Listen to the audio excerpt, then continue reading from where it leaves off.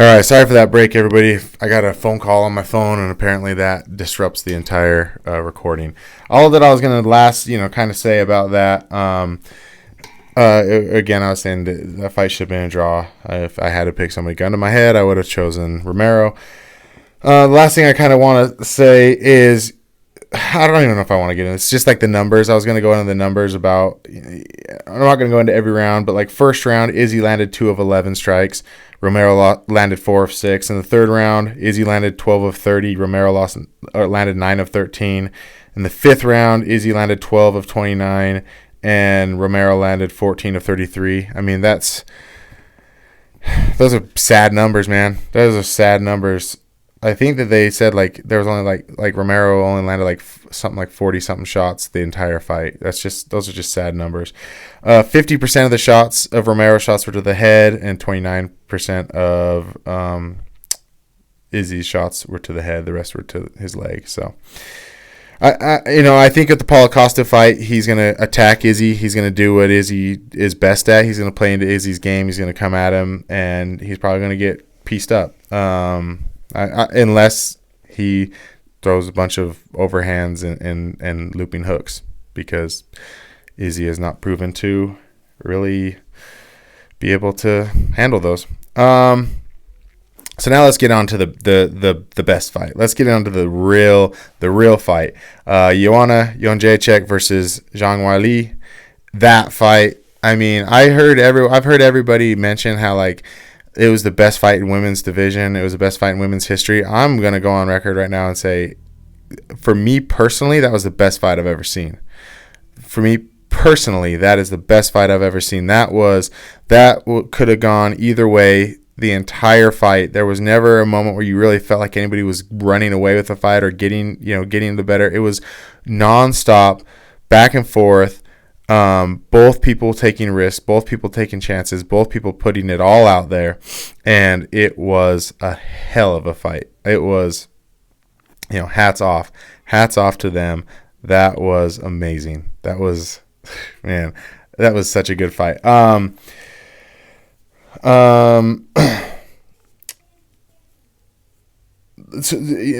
of the stuff was, a lot of things I liked about it was there was a lot of movement. But it wasn't movement like running away. What they would do is they would jump in, exchange, jump out, and then readjust themselves, and then jump in again, then jump out, then jump in, jump. It wasn't like jump out, let me get my space, let me clear out the cobwebs. No, it was I'm jumping out in order to engage again at a different angle, and both of them kept doing that. It was back and forth. They would step out, step to the side, find a new entry, and then come back in and attack the entire fight.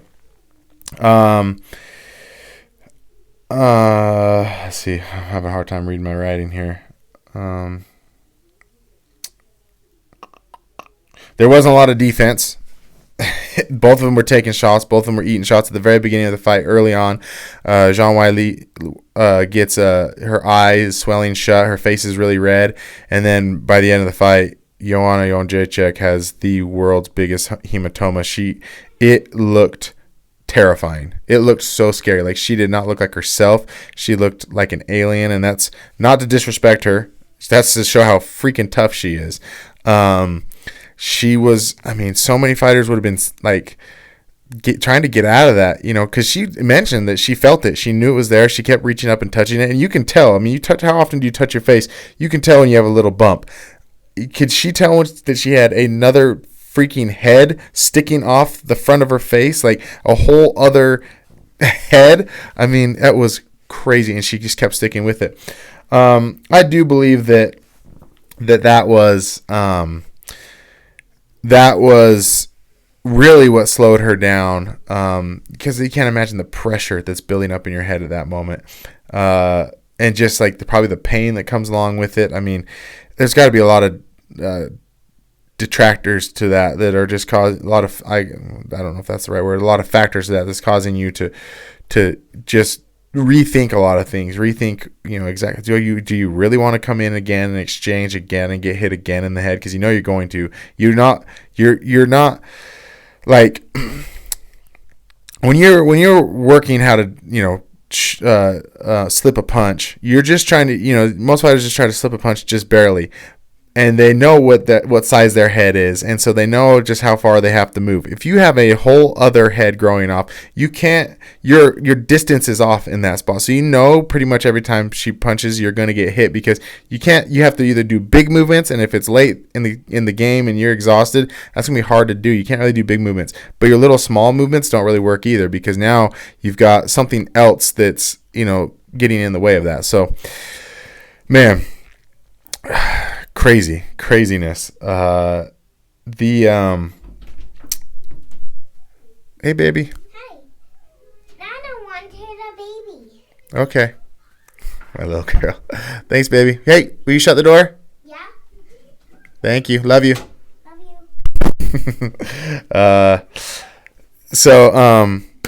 Yeah. It was crazy. Joanna's defense did get better when she was standing in the southpaw and she was able to land some more kicks. There's a lot of adjustments. There was a lot of subtle adjustments that you probably wouldn't be able to tell because it looked like they were both just standing in a phone booth banging it out. But Joanna would switch to southpaw and she was able to land some more body kicks. But the problem was that when she switched to southpaw and she throw these kicks to the liver, Zhang Weili was catching her foot a lot. And so that wasn't really. Her defense was a little better. It looked like she was able to kind of have a little better head movement there, but her firing off those kicks to the body, which she really likes to use, and as I had talked about before, she turned more to a kicking style. She had to go back more to the boxing style because those leg kicks weren't exactly looking for her. She got caught. That leg got caught quite a few times. And Zhang Weili was throwing a lot of spinning kicks in the first couple rounds, and then she got away from that. So, they both were making subtle adjustments the entire fight just to try to get in and finish the fight. And to me, this weight division, this strawweight division in the women's strawweight division is next to the men's welterweight division. It's the most stacked. You have Zhang Weili and Joanna Jędrzejczyk at the top. But the girls that are just right behind them are so good. They're so good. They're so stacked. And those ones can all battle it out and put on amazing fights, put on really good fights. You got Rose Namajunas, you got Jessica Andrade, you got Tatiana Suarez, Michelle Watterson. Depending on who she's in there with, she can really excel. Of course, my favorite, Claudia Gadelha. I always going to put her in. I felt like her fights with Joanna were some of Joanna's most competitive. I think she's very underrated, but it's because she's my favorite female fighter, so I'm always going to have her back. But yeah, that's just a stacked division. It's a fun division. I could watch them fight over and over again, and it's tough. It's going to be tough to see what's next for any of them because that fight is. Like I said, my opinion, that was the best fight in the UFC, not female division. In flat out UFC, that was the best fight. I took to Facebook and I asked, what do you guys think? Because a lot of people were saying it's the best women's fight, but I think it was the best fight hands down. And a few people agreed with me, and I had some other ones thrown out there. But I did want to mention this: in the women's fight, there was. Zhang Weili landed 413 strikes, and Joanna landed 370. Those are crazy numbers. Between the two of them, 783 strikes were landed. That's crazy. Is my math right on that? Yeah, 783. That's crazy.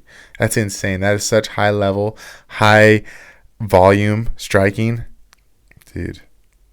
I'm so excited about that fight. I want to watch it again. Some of the other ones that were mentioned. So, of course, Bonner Griffin is always going to be mentioned as one of the best fights in UFC history, and deservedly so. But also, for what it did for the sport, yes. For technically what it was a good brawl back and forth. It was a good beating back and forth. I won't take it off the list. It's on the list. That's got to be one of the best.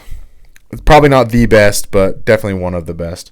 Lawler, Rory McDonald, another one. That's probably one of the best. That fight was, Lawler's lip after the fight and Rory's face. That's a good one. That's got to be up there. Usman Covington, come on. I was saying that was fight of the year, and I was like, no one's going to beat that. To me, that's got to be number 2.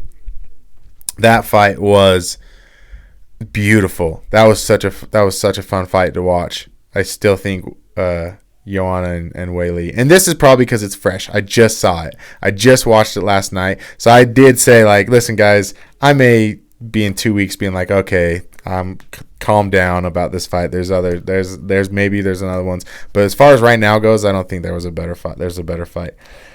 Jones and Gus, obviously. Jones and Gus 1 is obviously one that you're going to rank up there as one of the best, just because, I mean, they just got entered into the Hall of Fame because of the fight, so obviously it was good. And then, dude, well, I'll say the other two. Gastelum and Izzy, fair enough. To me, the reason I say this one and I say over that one is because to that point, eventually it got to the point where Izzy was kind of running away with it. In this fight, neither one of them was ever running away with it. And in a lot of these fights, like, you have to the point where they kind of just like was getting getting the best of the other one, and so they kind of ran away with the fight. Jones and Gus, Izzy and Gastelum, those ones. The winner was the winner because one guy kind of just had more and was willing to dig deeper. This one, they were both digging as deep as they could. It was just constant exchange back and forth. Usman Covington, that one was back and forth. Either one of them was willing to die in there until finally Usman caught him with, and was able to put it away. So that's why that one I'm able to see that one. Henderson and Shogun, another one. They both almost got knockouts in that fight. They both got knockdowns, and so that one was one where they were digging deep. That's a good one. That one's up there. Probably it's a top 5. But then, man, one of the guys, of course, you know who you are, Zach. Come on, man. McGregor and Diaz 2. No, not even close. Not even freaking close. That does not go down as one of the best. If you're a McGregor fan, yeah. But I don't even know how. I would have chosen other McGregor fights over that one. And I straight up told him on Facebook, I'm like, McGregor ran from him. He's like, yeah, but he won. Okay. Yeah, he's going to win because he's McGregor. And I said, he's like, of course you're not going to give McGregor any credit. And I'm like, I'll give him credit. He has some of the most spectacular finishes against high-level fighters of anyone you'll ever see. Like the way he put out Jose Aldo, the way he put out Cowboy Cerrone, Chad Mendez, and countless others. Very spectacular fashion. He's great. He is top of the food chain.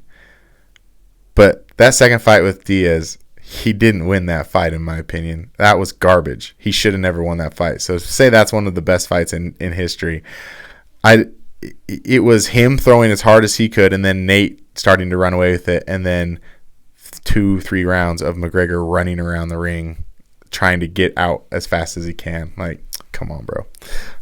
Yeah, I'm a hater, but there's some realness to what I'm saying. That wasn't there, man. That wasn't there.